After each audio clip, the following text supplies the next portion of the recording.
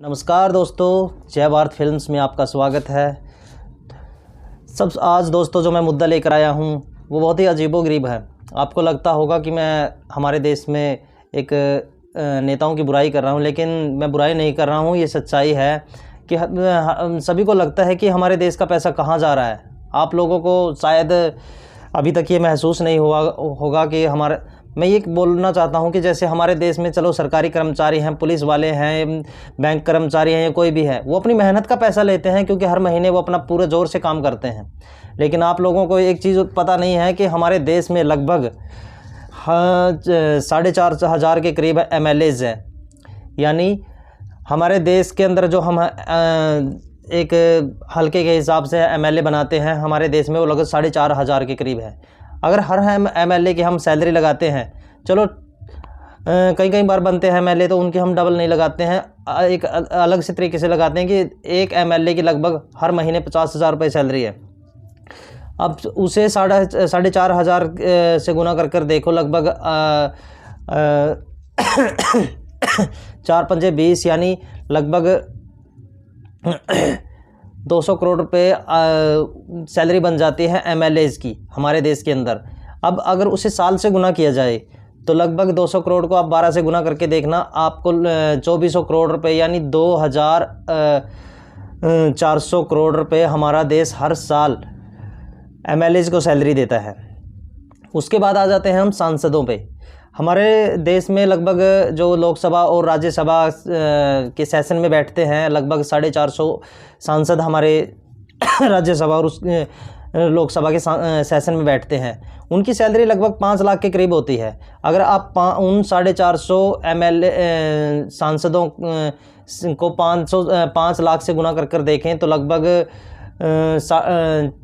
40 से 50 करोड़ रुपए हर महीने हमारा देश सांसदों को सैलरी देता है। अब अगर उन्हें साल से गुना किया जाए तो लगभग 500 करोड़ के करीब हमारा देश सांसदों को भी सैलरी देता है।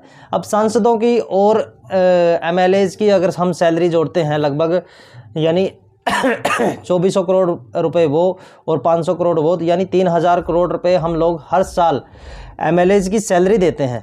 अब उसी के हिसाब से हम चलते हैं आगे। अब ये तो हुआ उनका वेतनमान। उसके बाद आते हैं दोस्तों दूसरा रीज़न, जो हम MLAs, मंत्री या सांसद हम जो भी चुनते हैं, उसके साथ हम हमेशा हमारा देश 2 सिक्योरिटी गार्ड देता है। 2 सिक्योरिटी गार्ड उन्हें देता है। उसके बाद जो उन्हें हाउस मुहैया करवाया जाता है या ऑफिस, कुछ भी आप समझ लीजिए, उसमें 5 लगभग पुलिस कर्मी उसकी सिक्योरिटी के लिए दिए जाते हैं।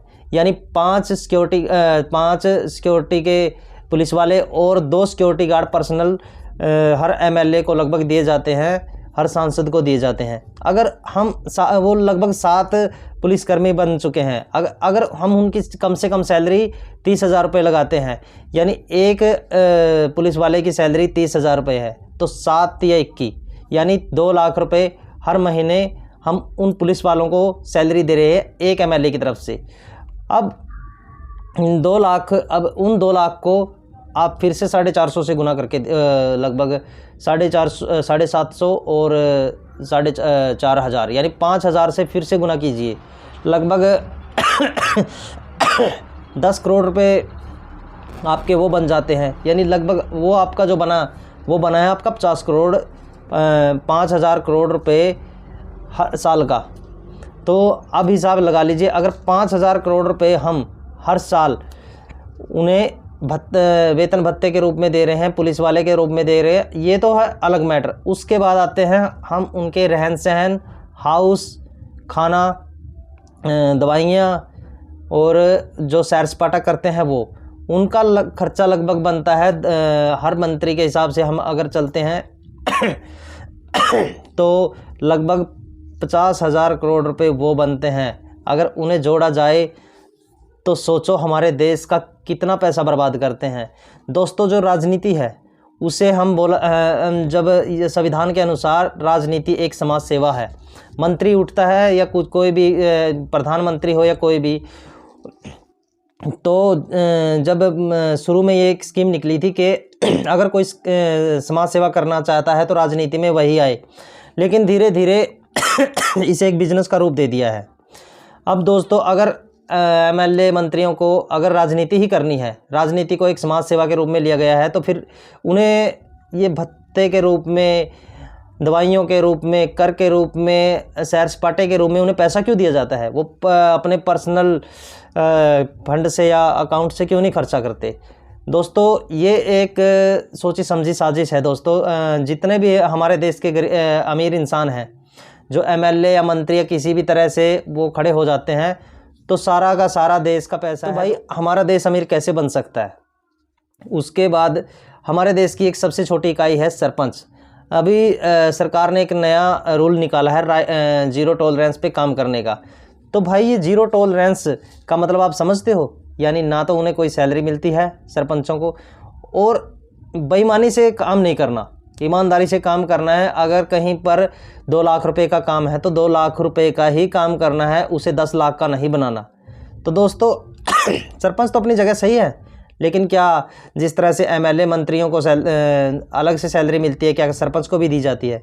क्योंकि सरपंची भी एक समाज सेवा है, और सरपंची की जो हमारे कानून की सबसे छोटी इकाई है समाज सेवा की, तो वो सरपंची ही है। ये सभी रूल हमेशा सिर्फ सरपंची पर ही क्यों लगाए जाते हैं? मंत्री, एमएलए, प्रधानमंत्रियों पर क्यों नहीं लगाए जाते?